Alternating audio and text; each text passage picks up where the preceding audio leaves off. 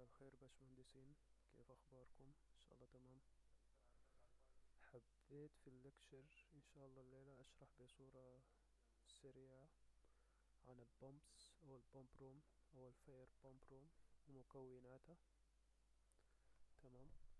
فهيكون عندنا الفاير بومب روم أول شي من ناحية نوع البومبات عندنا نوعين رئيسيات.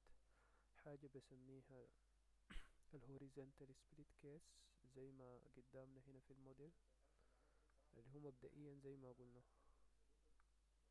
أو معلش، هذه هي لحظة أفتح الموديل الثاني.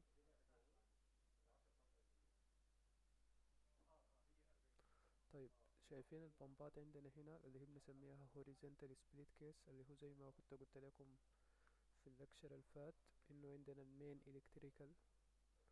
تمام. والمين ديزل بامب اللي هو بتلقوها معاها ديزل انجن ومعاها ديزل تانك، اللي هو الديزل تانك بيكون في بايب موصلة لحد الديزل بامب. تمام. وفي النص في الجوكي، اللي هو قلنا الجوكي مهمته انها اذا حصل اي فقد بسيط في الضغط هتشتغل الجوكي اللي هي الصغيرة، اللي هو قلت لكم دايما او في العادة بكون الفلوريت بتاعها 10% من التوتال فلوريت. اسف. تمام.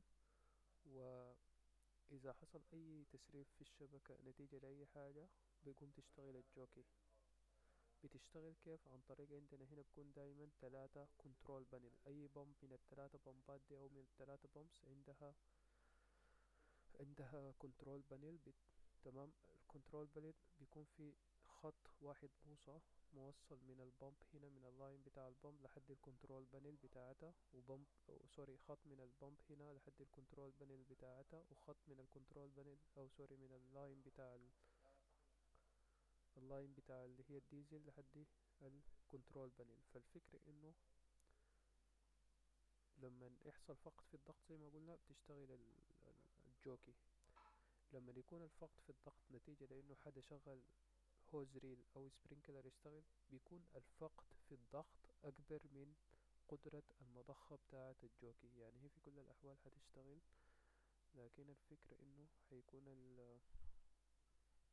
الفقد في الضغط أكبر من قوته أو أكبر من قدرته سوري. فبيحصل شنو؟ بيحصل دروب في الضغط، بتحصل دروب لحد ما يصل السيت بوينت بتاعة المين إلكتريكال، فبتجي في الجوكي وبتشتغل المين إلكتريكال. ده كله بتم عن طريق الكنترول بانل. فتشتغل المين إلكتريكال اللي هو مصممة إنها تمد المشروع بالموية.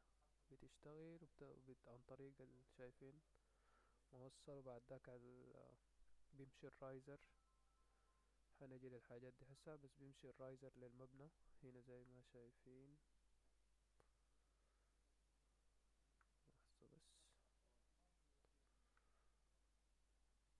طيب، قبال ما يمشي الرايزر للمبنى في حاجة هنا هنخش عندنا خزان الحريق في حالتنا دي هنا، اللي هو عبارة عن كونكريت أو اللي هو بنسميه الار سي سي تانك. تمام. لو خشينا جوا التانك أو جوا التانكس دايما أو التانك بيكون عبارة عن تو كومبارتمنت، يعني مقسوم في النص لقسمين زي ما شايفين. تمام. والتانك عنده لازم يكون اكسس وبليدر اللي هو بيسلم على اساس ينزلوا اثناء عوجة الصيانة يصينوا. شايفين هنا عندنا النقطة بتاعت السحب بتاعت البامب، دايما بيكون فيها القطعة دي، القطعة اللي أنا محددة بالأزرق دي اللي هي بنسميها الأنتي فورتكس بليت. دي عشان تمنع الدوامات. معروف إنه لأنه الموية حتنسحب بضغط عالي فبتحصل دوامة. فالأنتي فورتكس عبارة عن بليتس أو شفرات بتمنع أو بتقلل، خلينا نقول الأنتي فورتي أو الفورتكس اللي هي الدوامات، عشان ما تخش للبمب. تمام. إذا أخفيت عشان تشوفوا إذا أخفيت الوول دي، ده هنا انتوا شايفين خزانات وشايفين الانتي فورتكس بليت او اللي هي نقاط السحب. بعد ما طلعت هنا زي ما شايفين في خط راجع على الخزان اللي هو ده بسموه التيست لاين. شايفين في خط هنا راجع على الخزانات من فوق، ده التيست لاين. ودي اللي هي اللي زي ما بنسميها نحن العوامات او اللي هي الفلود فالف، ده عشان تقيس المستوى بتاع الموية وتفصل الخزان لما يتملي تفصل منه الموية.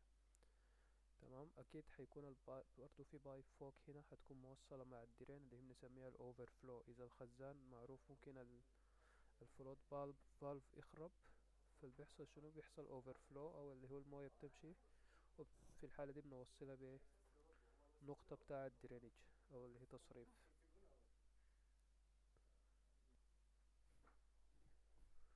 فبعد ذاك زي ما شايفين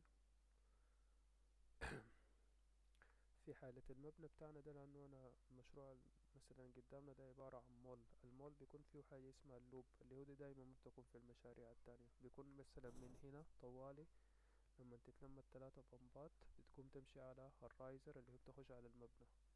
في حالتنا دي بتيجي تخش في حاجة اسمها الالارم تشيك فالف، شايفينها هنا الارم تشيك فالف. بعد ما تخش في الالارم تشيك فالف بتطلع على المبنى اللي هي بتمشي تدي السبرينكلر سيستم، بتوزع للسبرينكلر سيستم اللي شايفينه، وهكذا. تمام.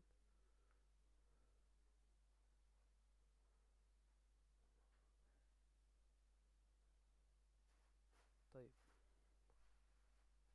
دي طبعا هنا ووتر سبلاي، ما عندها علاقة بالفير، دي عندها علاقة بالمية المية العادية. ف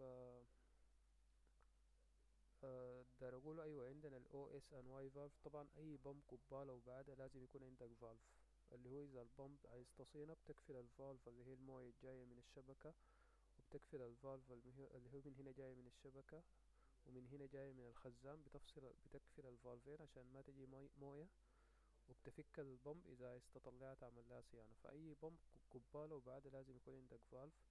قبال اي بمب وبعدها لازم عندك اللي هو هذا اللي هو البريشر جيتش عشان تقيس ضغط الموية قبال وضغط الموية بعد.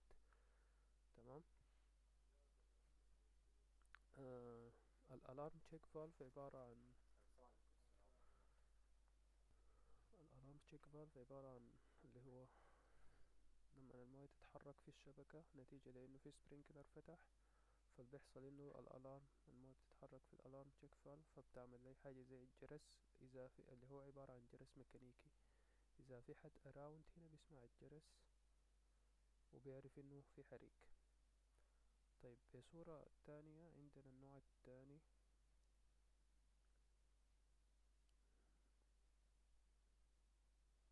عندنا النوع التاني هنا من المضخات اللي هي دي بنسميها الفيرتيكال تيرباين. والفيرتيكال تيرباين هو نفس التفاصيل بتاعت نفس المكونات خلينا نقول بتاعت البامب اللي شفناه قبل شوية، بس الفرق الرئيسي انه هنا الخزان بتاع الموية تحت البامب روم. في الحالة اللي فاتت الخزان بتاع الموية كان جنب البامب روم او ملاصق لها. هنا لما يكون الخزان تحت البامب روم بنستعمل حاجة اسمها الفيرتيكال تيرباين، اللي هو شايفين في عمود فيرتيكال رأسي بينزل في الخزان وهو اللي بيسحب الموية. فده الفرق الرئيسي بين النوعين من اللي هم البامب رومز اللي بنستخدمها لما يكون مشروع عندنا الخزان نتيجة للتصميم المعماري ما عندنا مكان، والخزان تحت البامب روم بنستخدم vertical turbine. إذا عنا إذا عنا الخزان جنب البامب روم بنستعمل اللي هي بنسميها الهوريزونتال سبليت كيس العادية. ده الفرق الرئيسي في المضخات. طبعا أكيد في أي غرفة بتاعت مضخات بيكون عندنا حنفية بتاعت اللي هي دي ما عندها علاقة بالفاير جاية من الموية، ان كيس انك عايز تغسل البامب روم او كده. او حتى لازم يكون عندي برضو درينج بوينت اللي هي نقطة بتاع التصريف، ان كيس انه في تسريب من المضخات بتقوم المية اللي هي بتجي آه اذا في تسريب اللي هو المية بتتسرب عن طريق النقطة بتاعة الدرينج. طيب عندنا الديزل تانك زي ما شايفين قلنا بيكون موصل مع الديزل بامب. والديزل تانك نفسه بيكون عنده عادة بايب جاية من الخارج اللي هي فيلينج بوينت بنسميها، اللي هي نقطة تعبئة. يعني مثلا إذا البامب روم تحت الأرض بيكون عندك نقطة تعبئة، يعني في بايب ممدودة من شايفين الفيلينج بوينت هنا اللي هي البايب، بس الكونكشن هيكون هنا في الحتة دي، هيتوصل بعد ذاك هيمشي لحد ما مثلا الفيلينج بوينت خارج المبنى مثلا فينا في الحتة دي شايفين. فبيجي بعدين العربية بتاعت الديزل بتشبك الخرطوش هنا وبتعبي ديزل، الخزان تحت بتعبى. طبعا اكيد طرمبة الديزل او البمب بتاعت الديزل اللي هو قلنا ما بتشتغل الا لما الكهرباء تقطع، بيكون عندها طبعا بما انها هي ماكينة، فهيكون عندك اللي هو الفوم سوري الدخان بتاعها. لازم تسحب الدخان من الماكينة بتاعت الديزل لحد ما يطلع برا المبنى. وعندنا الحاجة دي بنسميها السايلنس او السايلنر، او عند اسم انا ناسيه. ده عشان تقلل صوت الدخان. يعني هي بتقلل الصوت اللي هو زي العادم بتاع العربية لو عارفين فكرته، عشان تقلل الصوت بتاع الدخان او الغاز الطالع من المبنى اللي هي في الخارج شفناها قبل شوية. فدي ببساطة وبسرعة جدا البومب روم ومكوناتها. إذا عندكم أي أسئلة أو استفسارات يا ريت تسألوا في الجروب هجاوبكم عليها. شكرا جزيلا.